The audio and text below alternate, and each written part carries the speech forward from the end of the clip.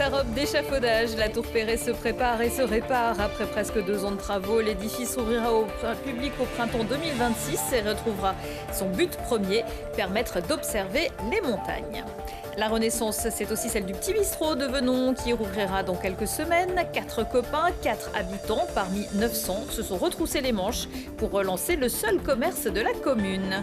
Et puis, il se passe toujours quelque chose dans la montée de l'Alpe d'Huez. Il y a quelques jours, les 21 virages accueillaient la montée solidaire du 93e régiment d'artillerie de montagne. Et sa marraine, l'ex-championne de biathlon, Chloé Chevalier. Bonsoir à toutes et à tous, ravi de vous retrouver dans ce JT du lundi 23 juin 2025. Du lundi au vendredi à partir de 18h, l'essentiel de l'actualité du Grand Grenoble. En 1924, la construction totale de la tour Perret, qui devait être inaugurée pour l'exposition internationale de la houille blanche et du tourisme de Grenoble, cette construction avait duré 11 mois, mais il aura fallu 2 ans et demi de travaux pour permettre au site d'accueillir au printemps 2026 ses premiers visiteurs. Les derniers, c'était en 1966. Après la dépose des échafaudages, qui débutera en juillet, ce sera le temps des finitions. Gaëtan Loiseau. Elle a fêté en mai dernier ses 100 ans. Et d'ici une petite année, la tour Perret sera de nouveau ouverte au public. C'est une tour qu'on voit sans voir ou qu'on ne voyait plus ou qu'on ne voyait pas. Les échafaudages, évidemment, lui ont donné une épaisseur, une place qu'on remarque un peu plus. Ce chantier, il est bruyant, il est visible, il est visuel. Et il est surtout bientôt terminé. Habillée d'un échafaudage haut de 80 mètres, la tour a laissé les équipes de restauration remplacer avec du béton neuf les 8 piliers qui étaient victimes de mauvais enrobages et de corrosion. Et donc là, une des difficultés, c'était de marier du béton de 2025 avec du béton de 1924. Alors ce qui reste à faire, c'est les finitions. Donc sur l'extérieur, on va appliquer des patines, c'est des colorants très dilués, avec un fixatif pour harmoniser les parties anciennes et nouvelles. Et à l'intérieur, donc, il y a tout le travail sur l'ascenseur, la gaine d'ascenseur, les réparations de marches d'escalier, etc. L'édifice aura à son pied un parcours de visite pour comprendre dans quel contexte cette tour est née. On a un jardin qui vient envelopper le pied de tour et qui fait donc la transition entre le parc Mistral et la tour. Donc on a 8 cheminements qui donnent accès à la tour et qui reprennent les points cardinaux qu'avait développé Perret dans le cadre de cette tour d'observation. On y retrouvera du mobilier qui rappellera le langage de la tour, des références aux claustras présents sur les parois. Et le dessin qu'avait fait Perret, c'est qu'il a fait un mouchard à biais et selon l'heure à laquelle vous arrivez, le soleil passe à travers. Donc vous avez quelque chose comme ça d'assez... de très beau et qui invite vraiment à regarder, à lever les yeux. Enfin, en haut de ces quelques 500 marches que compte la tour Perret, le public pourra admirer le parc Paul Mistral, la ville et ses massifs environnants. Le tout raconté grâce à une table d'orientation installée au sommet. L'édifice sera ouvert au printemps 2026 pour un coût total du chantier de 15,5 millions d'euros. Les modalités d'entrée de la tour Perret ont été validées ce lundi en conseil municipal, avec notamment un ticket d'entrée entre 4 et 7 euros et des nocturnes prévues les vendredis 2 juin pour admirer le coucher du soleil. 9 jeunes filles mineures, pour la plupart, ont signalé avoir ressenti une douleur comparable à une piqûre lors de la fête de la musique samedi soir à Grenoble. L'une d'elles, Square Docteur Martin, a donné une description de son agresseur sur les réseaux sociaux, mais sans succès. Certaines des jeunes filles se sont rendues à l'hôpital pour des analyses visant à découvrir si une substance leur avait été injectée. Une enquête a été ouverte. Dans toute la France, 145 personnes se sont signalées aux autorités pour des piqûres à l'issue de cette soirée. En raison des fortes chaleurs, la préfecture de l'Isère appelle à la plus grande prudence lors des baignades. Dimanche, un homme de 55 ans a été retrouvé noyé au lac de Paladru dans le secteur de la Véronnière. Son corps retrouvé par des plongeurs du CODIS reposé à 16 mètres sous l'eau. La veille, c'est une baigneuse de 70 ans qui avait fait un arrêt cardiaque à l'étang de Saint-Quentin-Falavier. Attention aux esprits qui peuvent s'échauffer à la piscine. Dimanche, une bagarre a éclaté à la piscine Jambron à Grenoble entre un groupe d'un jeune homme qui avait dérobé de la nourriture au stack, le personnel et un autre groupe qui n'avait rien à voir avec l'altercation initiale. Un agent de sécurité a été légèrement blessé et devant l'escalade de violence, la direction a préféré fermer l'entrée à la piscine à 17h au lieu de 19h pour des raisons de sécurité. Les baigneurs déjà à l'intérieur ont pu profiter du temps restant normalement. Venons à un petit coin de nature où il fait bon vivre à l'ombre d'un chêne, 8e merveille du Dauphiné. Mais depuis un peu plus d'un an et la fermeture du Petit Bistrot, manquait un lieu de convivialité.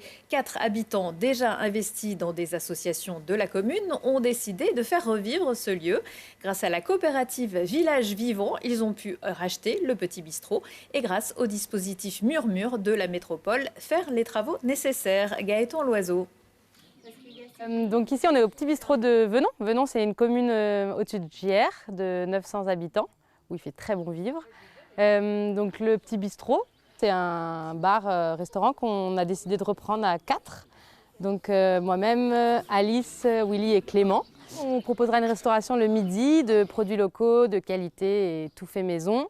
Le soir sera plutôt un bar avec des petites assiettes à partager pour quand même avoir de quoi se restaurer. On proposera également des événements culturels 2 fois par mois. Donc là, on est en chantier depuis 2 mois.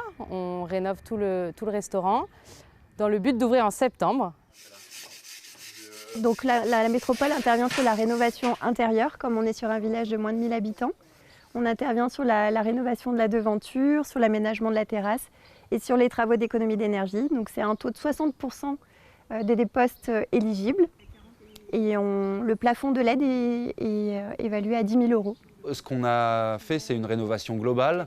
À la fois, on change toutes les menuiseries pour avoir des menuiseries performantes. On isole toute la toiture et on fait une isolation thermique par l'extérieur sur toute la salle de restaurant. Et on a surtout installé aussi 2 Velux qui amènent beaucoup de lumière dans cet espace.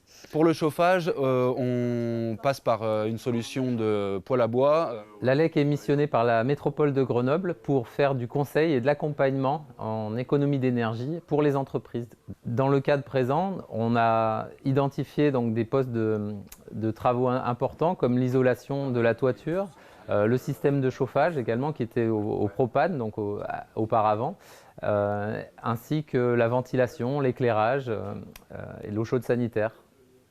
Et le Petit Bistrot prévoit d'organiser sa première soirée sur la terrasse le 25 juillet.